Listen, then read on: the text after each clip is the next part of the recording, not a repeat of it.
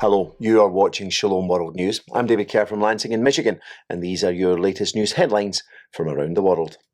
Pope Francis has told newly appointed ambassadors to the Holy See that their diplomatic role can help shine a light into the darkest corners of the world.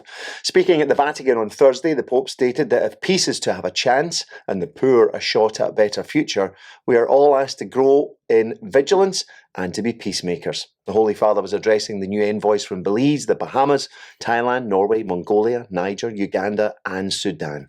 Pope Francis noted that many of those present were starting new diplomatic careers at a time when he suggested more international laws are being broken and a third world war is being conducted in a piecemeal fashion. The pontiff also assured the ambassadors of the support of the Vatican's Secretariat of State, as well as the other dicasteries and offices of the Roman Curia. Meanwhile, Pope Francis has exhorted young people to embrace life and discover its beauty. The Pope cautioned that a boy or a girl nowadays runs a grave risk if they spend their days staring at a cell phone screen. To bear witness to Jesus' love, he said, it is necessary to go out into the field, not individually, but together as a group. The Holy Father made his comments at a meeting with youth organisations connected to the lay organisation Catholic Action on December the 15th. The lower house of the Cortes, or Spanish Parliament, has approved a bill that expands abortion across the country. The bill, which has received repeated criticism from the Spanish bishops, will now be debated and voted upon by senators in the upper house of the Cortes. Among other things, the new law seeks to allow minors from the age of 16 to procure an abortion without the consent of their parents.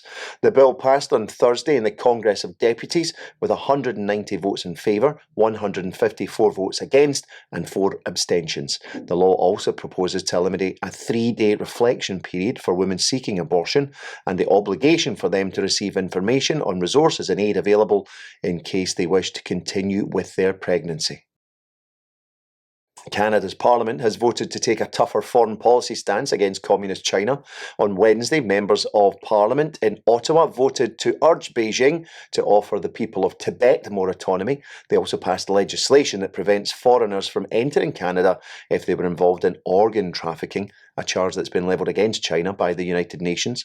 The Trafficking in Human Organs Act prohibits Canadians from leaving the country to get an organ transplant without the consent of the donor or the consent of a designated person on behalf of the donor. Any involvement by Canadians in illicit organ transplants will now carry a maximum penalty of 14 years in prison. As part of a crackdown on anti-government protesters in Iran, over 400 people have now been given jail sentences of up to 10 years by courts in and around the capital city of Tehran. According to a report in the UK-based Guardian newspaper on Tuesday, the chief of the judiciary for Tehran province, Ali Al-Ghazi Mer, said that so far 160 people have received sentences of up to 2 years, 80 have received sentences of 2 to 5 years, and 116 have received sentences of between 5 and 10 years in prison. UN human rights experts have estimated that over 14,000 people have been arrested nationwide since protests began. The severe sentences are in response to the nationwide demonstrations that followed the death of Mahsa Amini, a 24-year-old Kurdish woman who died in detention in September after being arrested by Iran's morality police for improperly wearing her hijab headscarf. Meanwhile, Iran has been expelled from the United Nations Women's Committee.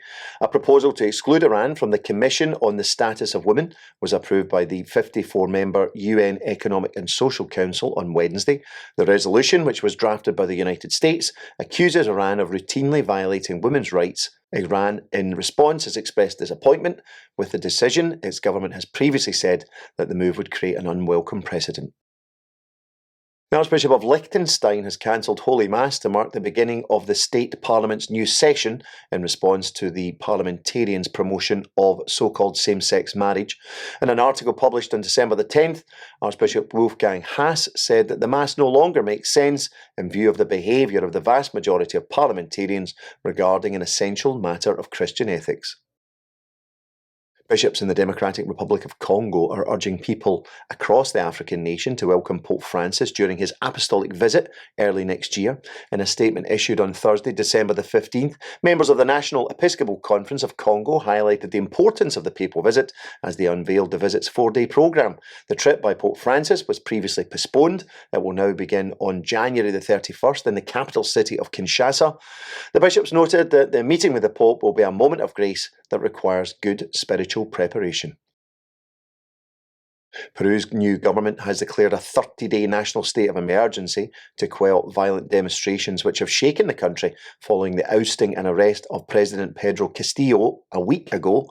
The measure comes after a week of deadly unrest against Peru's new president, Dina Boluarte, with protesters calling for the replacement of all lawmakers and the reinstatement of Castillo.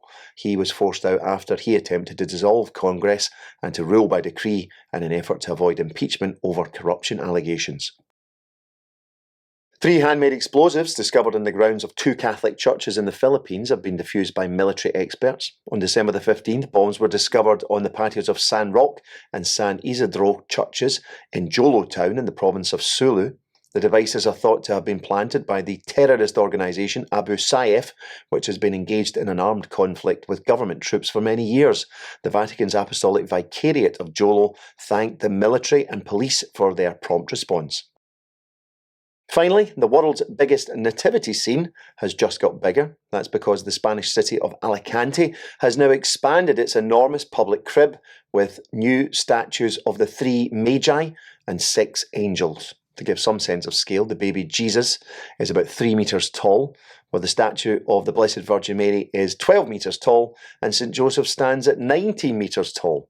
The nativity scene has been in the Guinness Book of World Records since 2019. That's your latest headlines for now. Do join us for more tomorrow. You can also join us at swnews.org for news updates. Shalom.